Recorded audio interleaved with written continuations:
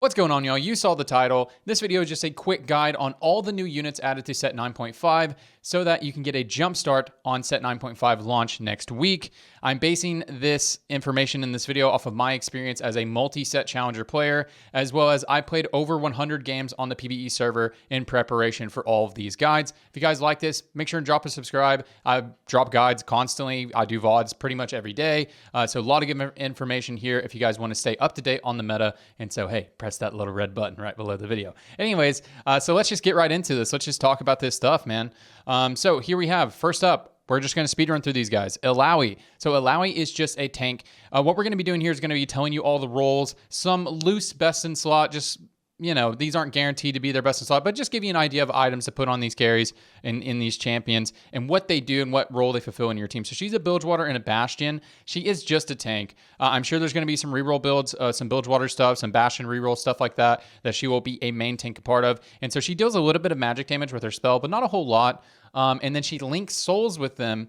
While she is linked, she heals for a percentage of all damage taken by the target. So not just the damage that she deals, but damages that your whole team does. She is very good as like a primary tank, especially early on in the game. Especially if you have like an itemized carry in the back line with your Illaoi in the front line, she can be very, very, very tanky. Okay, Graves, he is a Bilgewater, Gunner, and Rogue. At the time we make this video, he is mostly utilized in his Rogue trait. Not really a lot of Gunner and Bilgewater builds that he kind of carries, but you know, I'm sure it'll open up eventually. He has his smoke grenade, which he launches a smoke grenade at his current target. It deals physical damage, it scales with physical damage, and it chills them, which chilling reduces attack speed. So he's a rogue, so he jumps to the backline. Typically, you're going to position him on the wings so that he early jumps to backline. You want him in front of their carries. Has very good utility as he does chill. If you want to itemize him as a carry, you're going to do items something that looks something like this. Like IE is going to be very good because you're jumping to the backline. You want to crit, right? So like IE, BT, something like Sterix is pretty good as well. Comboed with BT, that's just got good itemizations. But, you know, if you want to itemize them as a carry, it's usually just going to be Infinity Edge +2 and you're good to go. Naafiri. Naafiri is one of my favorite units added to the game in this set. She is a Darken, Ashrima, and Challenger, and you'll actually utilize all of her traits a lot. So let's just get into it. So she has pretty low mana. So if you want to do like some blue buff tech, I'm sure there'll be a patch where there's some blue buff tech, something like that. But at the time of making this video, I don't necessarily recommend that. Her passive, she has Omnivamp, so you don't necessarily have to build healing, although building something like a Hodge can be quite nice to bolster her healing, as it does scale with AP, so even the Hodge healing, that it gives you a little bit of AP, will also scale the healing additionally because it does scale with AP, because Hodge gives you like 15 AP or whatever.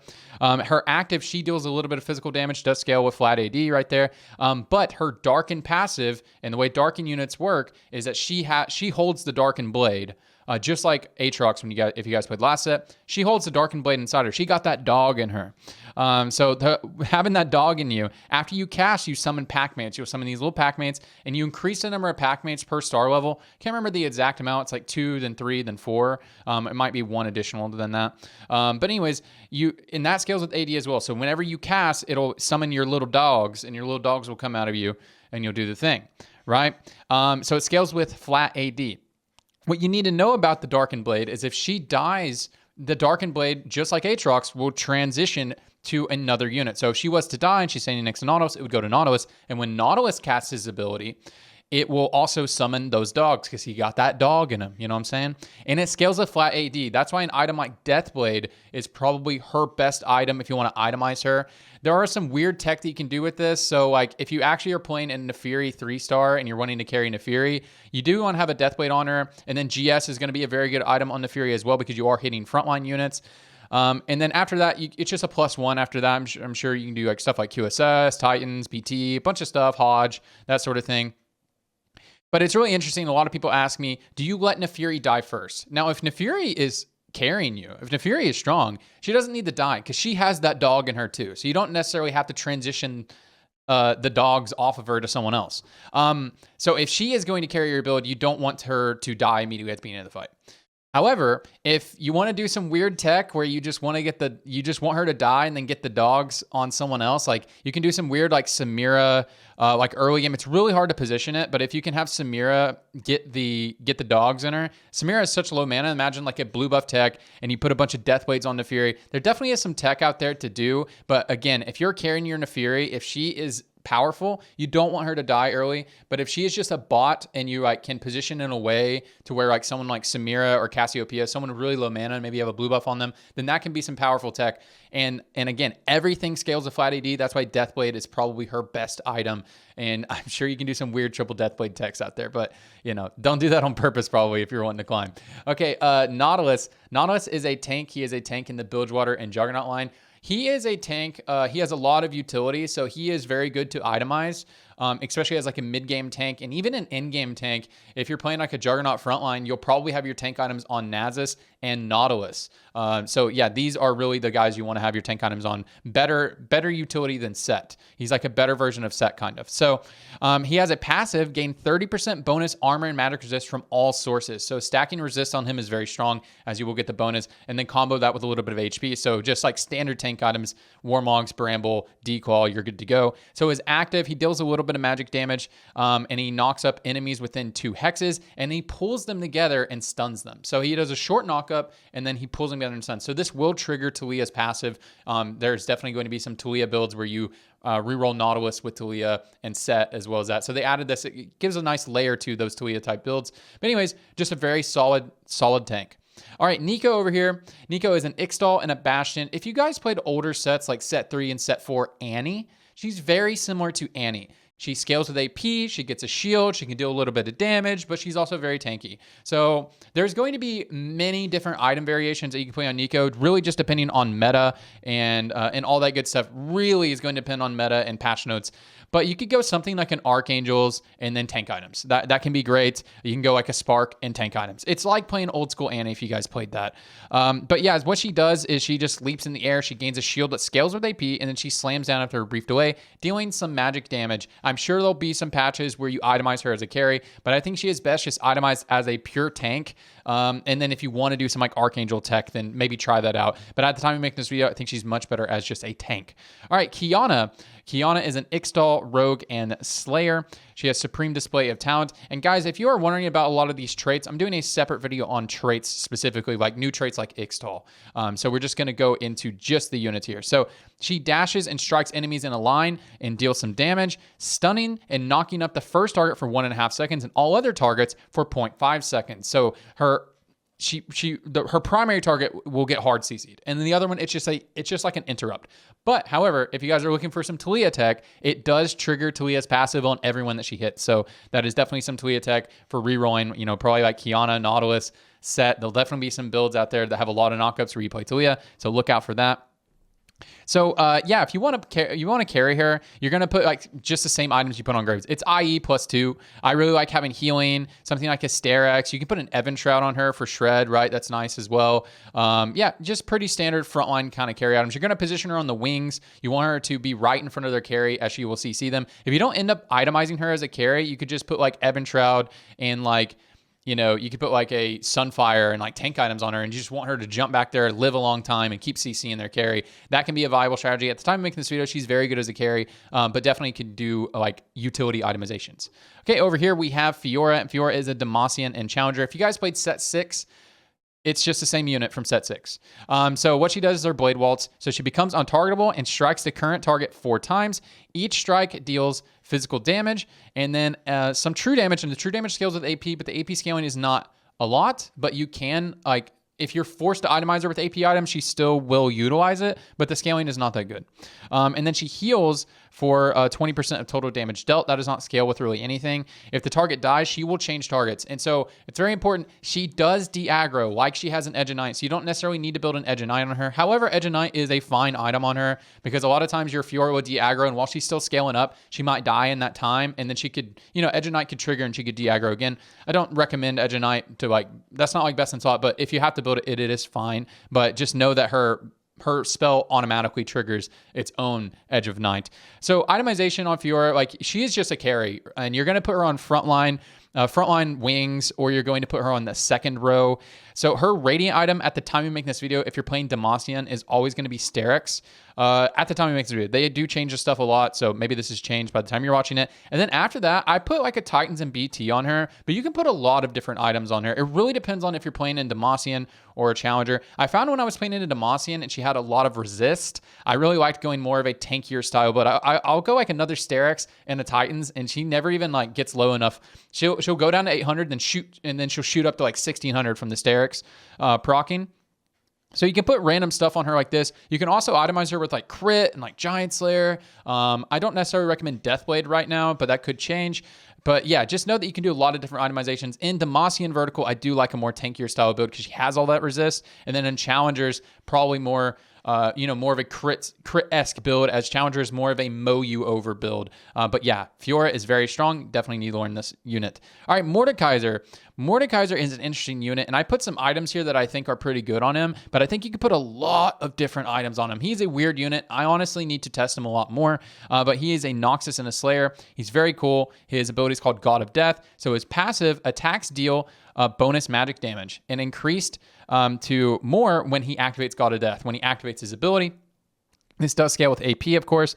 Active, gain a shield that scales with HP. And remember, Noxus gives you HP. There's definitely going to be some Mordekaiser tank tech out there sometimes, but he's typically a carry. And I only see him played as a carry right now, but I have played him in builds where I didn't have items to give to Mordekaiser, and he was just kind of in there as a synergy bot. And I played him as a tank, and he did tank a lot of damage. So look out for some tank tech at some point because it does scale with HP.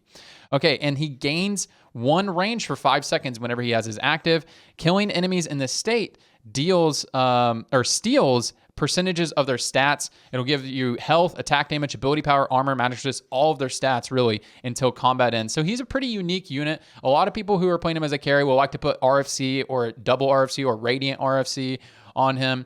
And then things like, I really like Nashers. I think Nashers is super good because once he activates God of Death, he starts attacking really fast, especially comboed with something like RFC. And then something like a Jeweled Gauntlet, so he crits on his hits. You can also do like a Death Cap or something like that. Can be pretty good. I do really like this build. And he does have Slayer, so he does heal just with Slayer. But you can go a healing item here. People build Crown's Guard on him and stuff like that, and we'll frontline him. There's a lot of itemizations you can play on him, but he's primarily a carry, but look out for some tank tech for Mordekaiser. Okay, next up we have Nilah. And notice I only have 1 item on Nilah. We'll get back to that in a second. So she is a Bilgewater and Vanquisher. She is one of the premier 4-cost carries. She combos with Xayah, and I just realized I did not put Xayah on my board. I'm trying to do every single new unit, but I played this game for a long time. Some things slipped through the cracks because no units look new to me. I've played all of them before, right? And so anyways, Nilah, she has a passive. So her passive attack strike in a cone. It looks very cool. She like whips her blade back and forth, dealing some physical damage up to 2 additional enemies. Every third attack she strikes down in a line and dealing physical damage and grants stacking attack speed. So every time she does that line, she will gain attack speed throughout the fight. So you don't need to build something like a Rage Blade. However, if you build a Rage Blade, she will stack that really fast, right? Because her Rage Blade will be stacking on top of that. So active, she gains a shield for 3 seconds and dashes to a safe locations. It is a very small dash. It's usually like 1 to 2 hex. It's not like Kai'Sa where she jumps to the other side of the board. It is a very small dash. Okay, so why are we putting an RFC on her? She's just very good with RFC. RFC extends the cone at a maximum of 2 RFCs. If you build 2 RFCs, the cone will extend. If you build 3 RFCs, it does not actually, it'll visually extend the cone, but it doesn't actually extend the cone damage. So don't build any more than 2 RFCs typically, but her best in slot at the time we make this video is just RFC plus 2. She's a very cool unit, one of my favorite units out of the set, and I think she is probably most people's favorite unit added to the new set. So yeah, you just put RFC and random garbage after that. You can go hard AD, you can go like Hodge Titans, you can go Deathblade, you can go Giant Slayer, you can invest in a crit because she is a Vanquisher, so investing in the crit can be quite nice. Okay, next up is Milio. Milio is an Ixtal and Invoker. Ultra Mega Fire Kick is his ability, and Milio is a very overloaded 1-cost. Maybe they'll change him a little bit as we go, but as you can see, he has 3 parts of the spell that scales with AP. It's kind of crazy, right? So he kicks a ball at the current target that deals some magic damage, and it stuns the first target he hits. So the target that he throws at will get stunned. The ball bounces to the closest enemy behind the target, dealing some magic damage on impact, and then dealing more damage to adjacent enemies. So it has a stun, it bounces, deals more damage, and then has a small AoE. Doesn't that sound a little overloaded for a 1-cost? Also, they've been messing around with his targeting quite a bit on PBE, and I found that he very often will hit backline. Like, even if there is another target, he will almost always hit backline. And so that's why he's really good with crit items if you want to itemize him. There's definitely going to be some reroll text out there. So if you want to itemize him as a reroll carry, or if you want to play him as an item holder, he does have 80 mana, so he is best as a Sojourn user. You could also use like Adaptive Helm. That's like a poor man's Sojourn, can be fine. You don't want to do blue buff. Usually he does have a lot of mana. And then building crit on him is very nice. I do like crit on him because, again, he does have backline access, so you can one-shot backlines. I've been getting one-shot like crazy by Milios on PBE so far.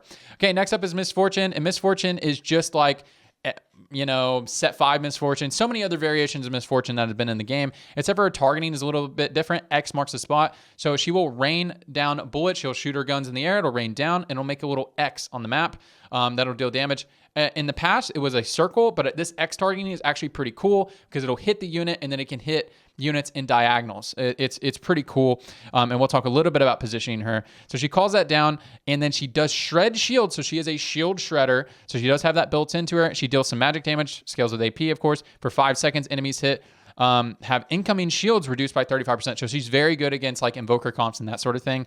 And yeah, scales with AP. She is primarily a carry. She can also be like she's a good secondary carry and like strategist Azir builds and that sort of thing. Or she can be a man carry in her own reroll build. So whenever you're positioning Misfortune is actually really important. So you want to have her on the side. If you know someone has shields, you want to have her like in front of the Taric and the Shin, right? You definitely want to do that. Other than that, you just want to have her in front of the biggest clump and in front of the side of where their carry is on, because once you start to kill their primary frontliners, or maybe their carries start walking up a little bit, you can start clipping people on the X. So just make sure that she's in front of the biggest clump, in front of the shield users, and or in front of the clump that is protecting the enemy's carry, because you want her to do that. And her spell does retarget. If her target dies, they actually fixed her targeting in this set. In past versions of MMF, she would just totally miss. She will actually retarget, so the X will come down, and if they die right when the X comes out, the X will just teleport to the correct spot. So it's very, very, very cool. All right, next up, we have Twisted Fate. So Twisted Fate is a Bilgewater and multicaster. So he has a stacked deck, throws a hand of cards at the current target that deals some magic damage, scales with AP, of course. After 1.5 seconds, the cards explode, dealing some more magic damage to nearby enemies. So it has a small initial damage, and then the delayed effect has more damage and does a small, it's like a 1 hex AoE. When you're reading this, he is very bad in overtime. So he is really good as a synergy bot. He will definitely have some builds where he is a carry in like Bilgewater and multicaster. I've seen some people re-rolling him, but I mostly just play him as a synergy bot. I much prefer playing MF if I'm playing Bilgewater, but definitely look out for some Twisted Fate carry builds. But yeah, he does suffer a lot in overtime. He does have 70 mana, so he's a much better Sojourn user or an Adaptive Helm user. You could put blue buff on him and it'll be okay, but Sojourn is definitely his best bet. I like Giant Slayer on him because he is stuck hitting frontline. He doesn't have backline access. The same thing as Misfortune. That's why I put a GS here. She doesn't start the fight with backline access. And then something like a Jeweled Gauntlet Deathcap is going to be good on your boy. All right, Silco. If you guys played set 6, right? Set 6, he is Renata. He's just Renata. That's who he is. Enough said. Moving on. But anyways, no. So he is just like Renata. He is best as a secondary carry or an off carry. He definitely has some primary carry builds. And so he is a Zon and a Sork. And just to get it out of the way, his best Zon is a Virulent by far. So you have Virulent. You can maybe look to carry him, but most of the time you're going to always play him as a secondary carry with units like Aphelios. He fits naturally in his board.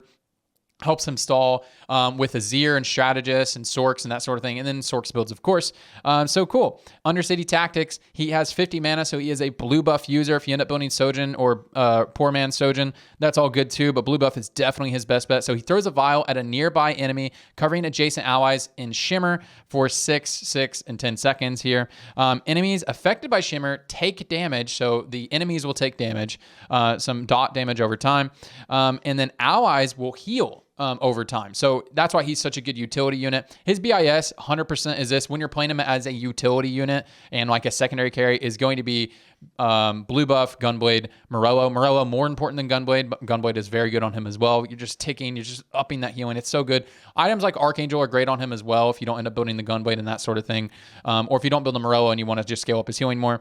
And if you want to itemize him as a carry, yeah, it's like Archangels and like a Jeweled Gauntlet with blue buff is going to be your best bet to go when you are in those situations to carry him. But yeah, he's really good. And positioning him, you just want him behind your tank line. So wherever your main tank is, you want him behind them.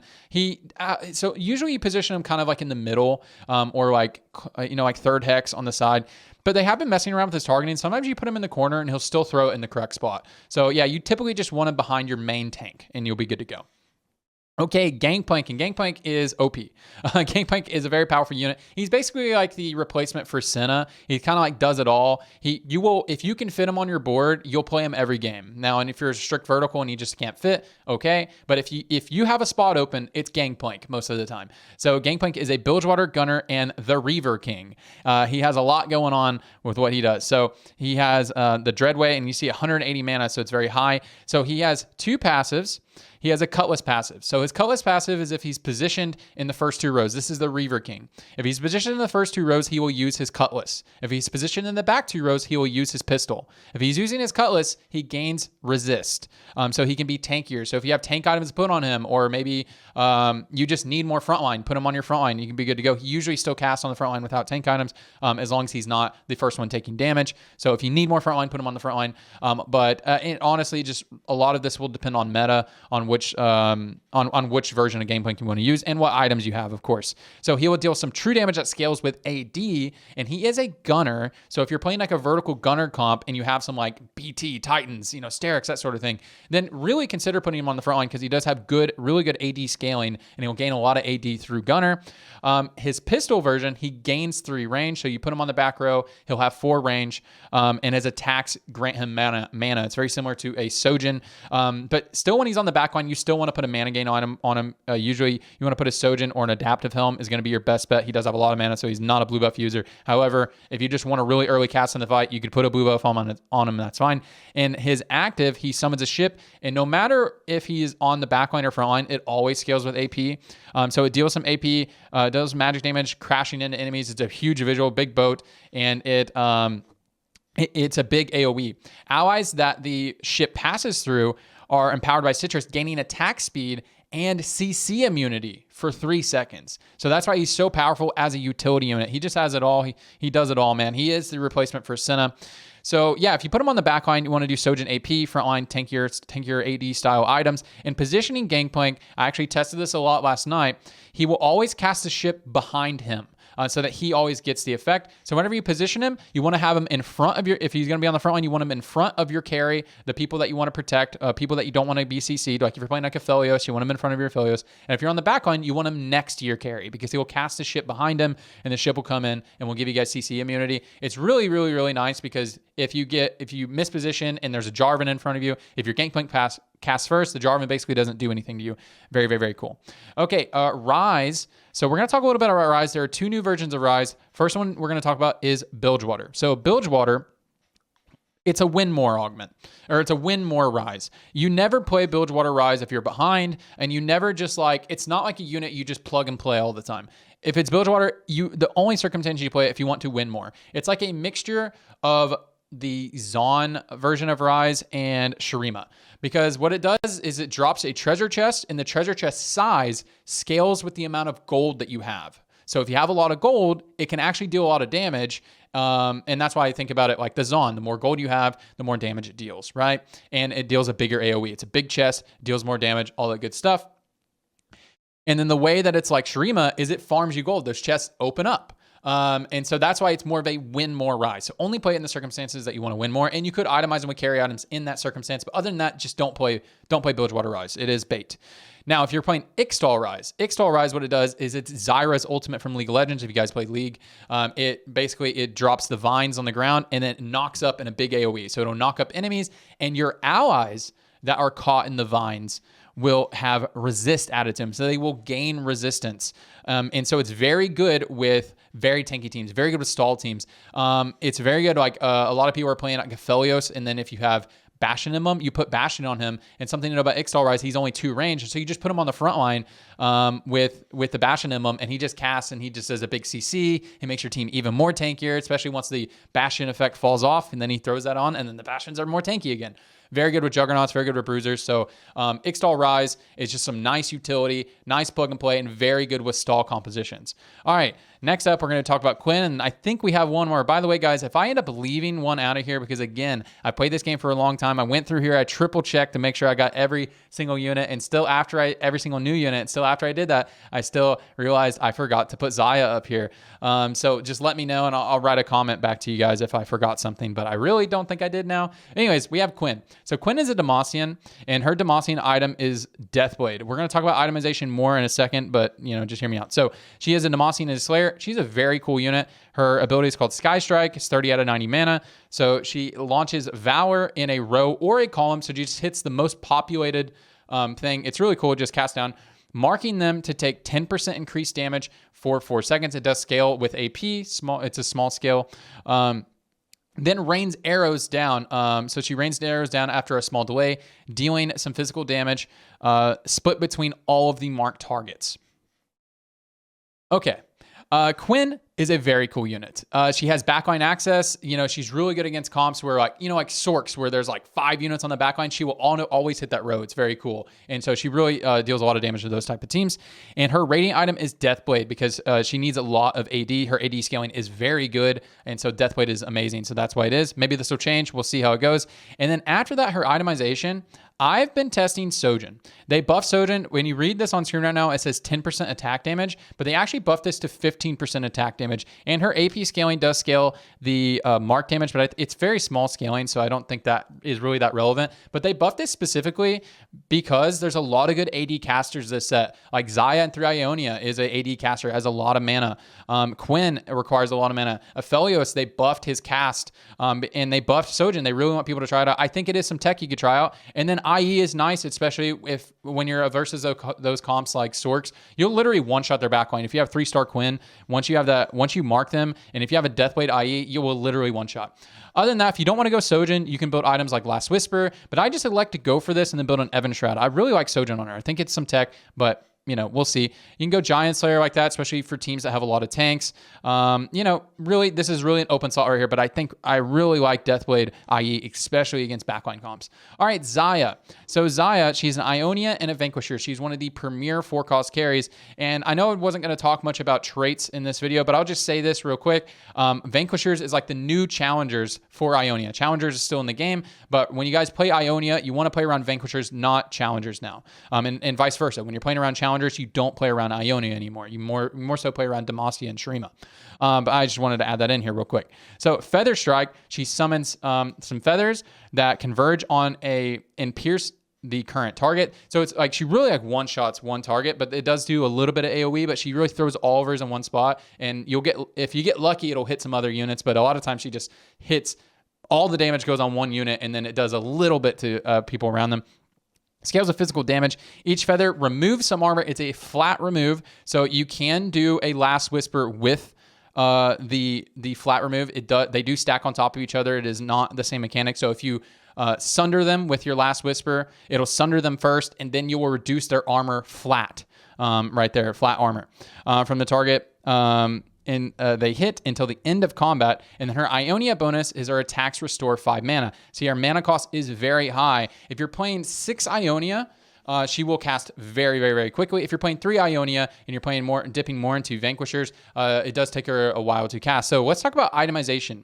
So Deathblade is very good on her because she is a Vanquisher. If you're going to be dipping into the vertical, you're going to naturally get a lot of crit chance.